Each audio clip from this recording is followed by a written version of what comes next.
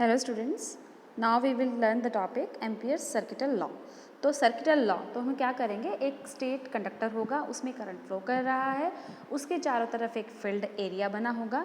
उस एरिया पे किसी अगर स्मॉल लाइन एलिमेंट पर हमको फील्ड फाइंड करना है तो हम एम्पियर सर्किटल लॉ यूज़ करते हैं।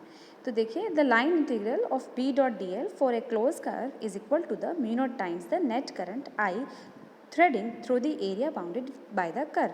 तो इंटीग्रेशन जो हो, अगर हम करेंगे closed integration B dot d l, B क्या है मैग्नेटिक फील्ड और डी एल क्या है लाइन एलिमेंट, तो इसको जब हम दोनों का डॉट प्रोडक्ट करके दोनों का इंटीग्रेशन करेंगे तो वो हमारे पास क्या आएगा, mu naught I, where I is the current flowing through the straight conductor. तो हमारे पास ये एक पर्पल कलर की जो लाइन है, इसको आप मान लीजिए करंट कैरिंग वायर, और करंट जो है फॉलो कर रहा है इन अप डायरेक्शन।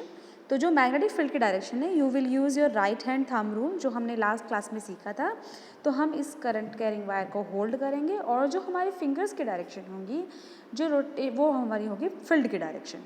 तो हमने क्या कर लिया, ये करंट लिया, उसके चारों तरफ मैग्नेटिक फील्ड है और ये हमारे पास करंट फ्लो कर रहा है, ये मैग्नेटिक फील्ड लाइन्स हैं और ये हमने एक एरिया जो है इसके चारों तरफ एज्यूम कर लिया। ठीक है, तो अब मान लीजिए जो हमने क्या किया, जो हमारे पास ये करंट कैरिंग वायर है, इसके चारों तरफ का एक लूप हमने एज्यूम कर लिया।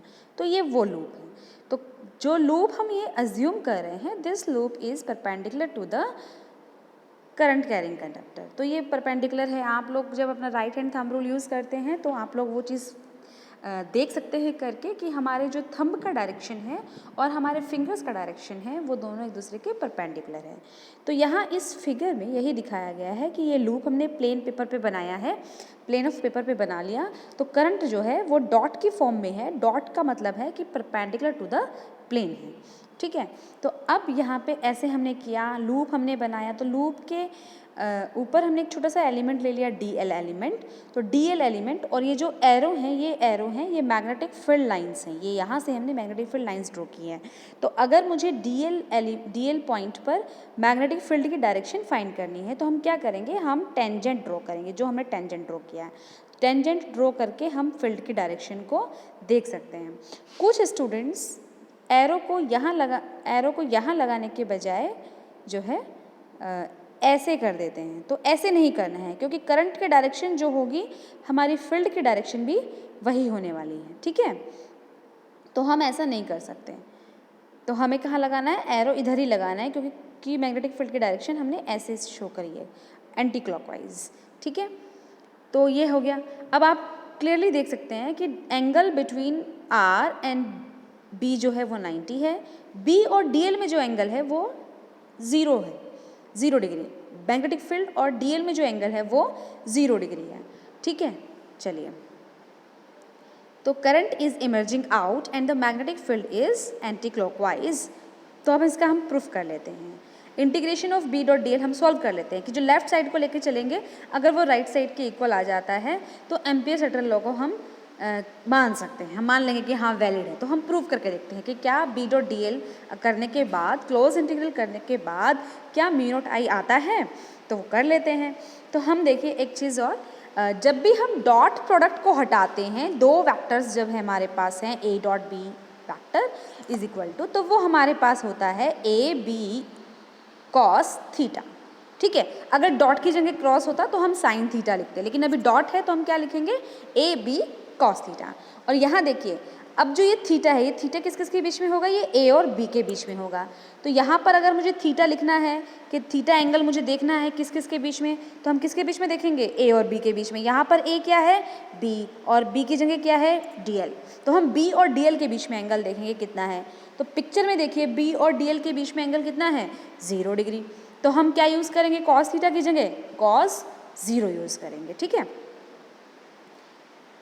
तो B dot d l cos 0 आ गया।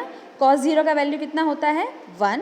तो बचा क्या हमारे पास, बी डी एल, और उसका हम इंटीग्रेशन करेंगे। बी को हम बाहर ले लेंगे और डी एल का इंटीग्रेशन करेंगे। डी एल का इंटीग्रेशन क्या होता है, ठीक है, बहुत बार हम लोग ये कर भी चुके हैं। डी एल का जब हम इंटीग्रेशन करेंगे तो एल आएगा। L is the perimeter circumference of the circle. तो इस सर्कल की सर्कमफ्रेंस का फॉर्मूला क्या होता है, 2 पाई इंटू में रेडियस। तो हमने डी एल का इंटीग्रेशन किया, एल की वैल्यू आई 2 पाई आर, तो यहाँ पर हमने यूज़ कर दिया 2πr, ठीक है। तो B इंटू में 2πr। अब ये B क्या है? B is the magnetic field due to the straight current carrying conductor. तो स्ट्रेट करंट कैरिंग कंडक्टर की वजह से मैग्नेटिक फील्ड का फॉर्मूला क्या है?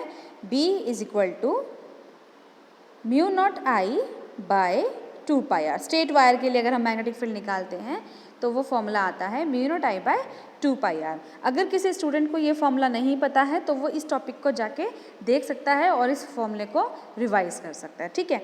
तो हमने जब वो यूज़ कर लिया 2πr और B की वैल्यू को यूज़ किया तो आप देख सकते हैं कि 2πr जो है हमारा वो कैंसिल हो जाएगा। आंसर क्या बचेगा? सिर्फ हमारा आंसर बचेगा म्यू नॉट I। तो है it has been proved, okay.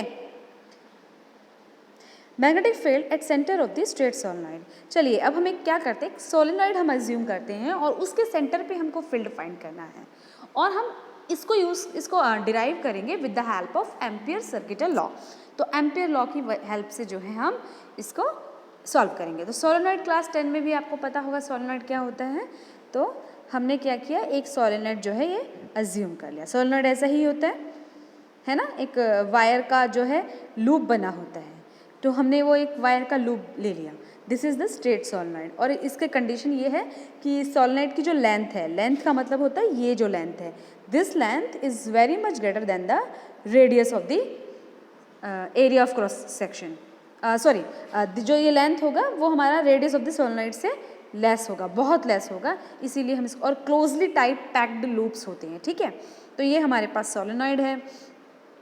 तो आगे अब हमने इसमें करंट फ्लो कराया तो करंट की डायरेक्शन ये होगी, ठीक है। जब करंट फ्लो कर रहा है तो दोबारा से देखिए, जब करंट फ्लो करेगा तो यहाँ वायर से ऊपर जाएगा, इस वायर से करंट ऐसे जाएगा, फिर पीछे से बैक होके ऐसे आएगा, फिर बैक होके ऐसे आएगा, ठीक है। तो वही हम शो करेंगे करंट की डायरेक्शन इन एवरी सेक्शन।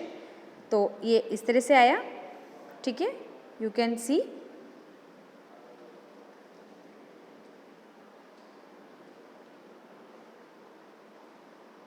ठीक है।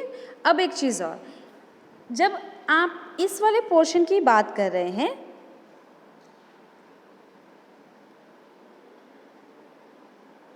जब आप इस वाले पोर्शन की बात कर रहे हैं तो यहाँ पर हमने डॉट लगाया है और यहाँ पे हम क्रॉस लगाया। क्यों लगाया है? आप इमेजिन करिए इसी पिक्चर को 3D में कि जब यहाँ से वायर पीछे से ऊपर यहाँ आ रही है तो वो प्लेन के बाहर आ रही है, प्लेन ऑफ पेपर के आउटसाइड आ रही है। तो मैग्नेटिक फील्ड हमारी जो है हमने डॉट से लगाया आउटसाइड, यहाँ पे क्या है, अंदर जा रही है, तो अंदर की तरफ, ठीक है। तो हमारे पास जो है हर जो पॉइंट्स हैं वहाँ पर मैग्नेटिक फील्ड की डायरेक्शन ये होगी। Using the right hand thumb rule से हम कर सकते हैं, ठीक है। फिर हमने इसके सेंटर पे एक मैग्नेटिक फील्ड फाइंड करना है, तो हमने एक लूप अज्यूम कर लिया SPQR। तो हम इसके अक्रॉस जो है फील्ड फाइंड करेंगे। तो ये हमारा हो गया PQRS के लूप के अक्रॉस हम लोग की डायरेक्शन ये हो गई। तो हम P से Q जो डिस्टेंस है वो A है, S से R डिस्टेंस भी A है और हमें मैग्नेटिक फील्ड निकालने के लिए एम्पियर लॉ यूज़ करना है। तो एम्पियर लॉ हमने लिख लिया है साइड में, B.dl is equal to mu naught I naught. तो हम क्या करेंगे, हम इस फॉर्मूले को अप्लाई करेंगे फॉर द ईच सेक्शन और each side of the loop. तो each side of the loop क्या है, हमारे पास लूप है PQRS, इसकी साइड से PQ, QR, RS, SP। तो हम हर एक साइड के साथ मैग्नेटिक फील्ड को सॉल्व करेंगे। तो पहले हम एम्पियर लॉ लगा लेते हैं B.dl across the length PAQ, next one across the QR, next across RS, next across SP। तो हमने सबके साथ इसको अज्यूम कर लिया, ठीक है। तो अब हम क्या करेंगे, अब हम इसको जब सॉल्व करेंगे तो सॉल्व कैसे करेंगे, सॉल्व करने के लिए मैंने अभी जैसे हमने पीछे किया, हमने क्या किया था, B.dl को क्या लिख दिया था, B.dl cos थीटा। तो ये जो cos थीटा पॉइंट है, cos थीटा जो फैक्टर है, यही हमको हेल्प करेगा सॉल्व करने में, ठीक है। तो cos थीटा, थीटा हम हमेशा कहाँ देखेंगे, dl और मैग्नेटिक फील्ड के बीच में एंगल जो होगा वो हमारा cos थीटा में यूज़ होगा। तो हम अलग अलग साइड के लिए एंगल देखेंगे क्या होगा। तो पहले हम बात करते हैं PQL के लिए, PQ के लिए। तो PQ में जो B है और जो DL है, दोनों की जो डायरेक्शन है वो पैरेलल है। आप देख सकते हैं, देखो यहाँ पे देखो, ये जो लूप, अगर मैं ये लूप ले लूँ, हम दूसरा कलर ले लेते हैं, यहाँ इस लूप में ये लूप जो हमने ले लिया, आप यहाँ देखिए, जो ये ब्लू सर्कल है, ब्लू सर्कल में रेडियस डायरेक्शन ऐसे लगा हुआ है। नीचे जो पी क्यू आर जा रहा है वो ऐसे है, पी और पी क्यू पे डायरेक्शन भी ऐसे लगा हुआ है। तो क्या ये वाले डायरेक्शन और ये वाले डायरेक्शन पैरेलल नहीं है? पैरेलल है तो एंगल कितना होगा? 0। तो हमने कितना यूज़ किया? 0। ठीक है, ठीक है। फिर ऐसे ही अगर हम क्यू आर और लूप के साथ देखें तो क्यू आर में आप देख सकते हो कि क्यू आर में तो एरो ऊपर की तरफ लगा हुआ क्यू आर साइड में, लेकिन जो सर्कल लूप है सर्कल में एरो ऐसे लगा हुआ है। तो दोनों कैसे हो गए? दोनों के एरोज जो डायरेक्शंस जो हैं उनके एंगल कितने हो गए? 90 डिग्री। तो हमने क्यू आर में क्या यूज़ किया है? 90 डिग्री। ठीक है। फिर ऐसे ही हम देख रहे हैं ऊपर वाली साइड में एस आर में, आप देखिए एस आर में जो है हमने डायरेक्शन ये लगाई है एस आर में, और जो हमारे पास ये लूप है, लूप ये है ना, तो लूप पे एरो जो है ये है। तो अगर हम देखेंगे तो ये वाली साइड में एरो लेफ्ट साइड आ गया, ये भी लेफ्ट साइड, दोनों के बीच में एंगल कितना है? 0।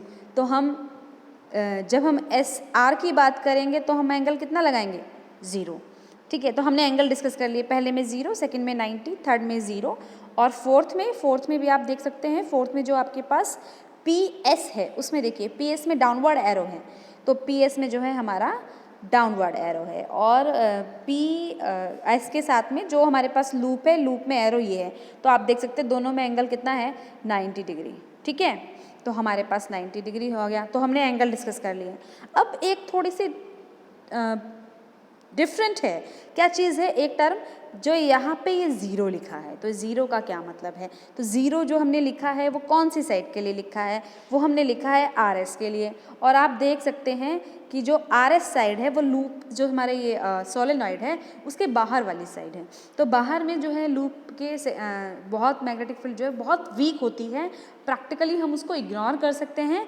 इसीलिए हमने जो हमारी आर एस वाली साइड है, आर एस वाली साइड में हमने बी को 0 पुट कर दिया है। ठीक है।